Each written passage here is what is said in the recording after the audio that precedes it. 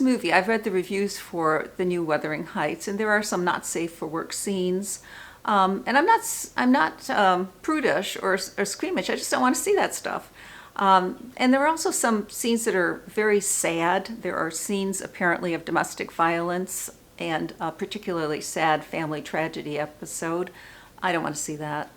And so at home, I can fast forward through that and still follow the story. I do that with series I see on TV too, by the way. Just fast forward through it. There's no law that says you have to watch every moment of a film.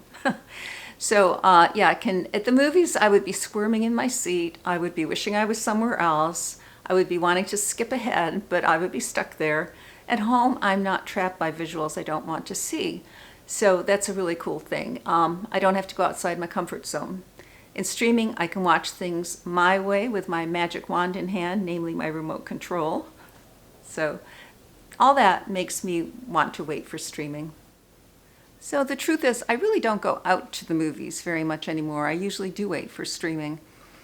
If I do go, which I rarely do, as I said, it has to be something I know I will really, really love, like the Lord of the Rings trilogy, or The King's Speech, or The Hunt for the Wilder People. If you haven't seen that movie, look it up. I know it's not that well known, but it's amazing.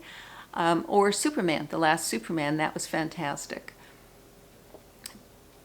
But the trailers and the publicity that I have seen for the latest Wuthering Heights, yes, it interests me, but it also alerts me to the fact that it is basically a horror romance, or as some people call it, a gothic romance, but it's a romance with elements of horror. The sets and the clothing, the videos I've seen of that look amazing. They're surreal, they're dreamlike. They're going to make me feel uneasy when I finally see the film. They're going to put me off, and that's true to the spirit of the book. That's, I think, exactly how Emily Bronte wanted us to feel when we read Wuthering Heights. It was published in 1847, the middle of the 19th century, and it was in the first quarter of that century that we had Frankenstein and Dracula. Those books were published. So that was part of what influenced Emily, I think, in writing this book.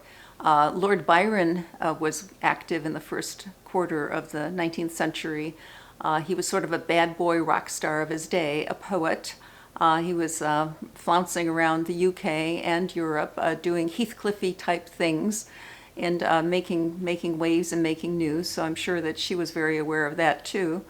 So Emily, I think, drew inspiration from those kinds of sources. And the 2026 Wuthering Heights, I think it is very true to the feeling that she tried to create in her book. So I'm interested in it. But the power in that movie, from what I've seen of the trailers, is in the mood and the atmosphere and the relationships, and all of that is going to come through very nicely and clearly for me on my lovely Samsung TV, high definition. And while I'm watching it, I can have a cup of tea. The rain might be pattering on my window.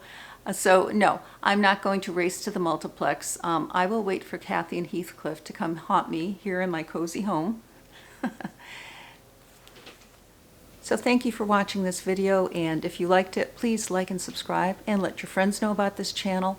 I'm always looking to grow, and word of mouth is a great help. So thank you again, and see you soon.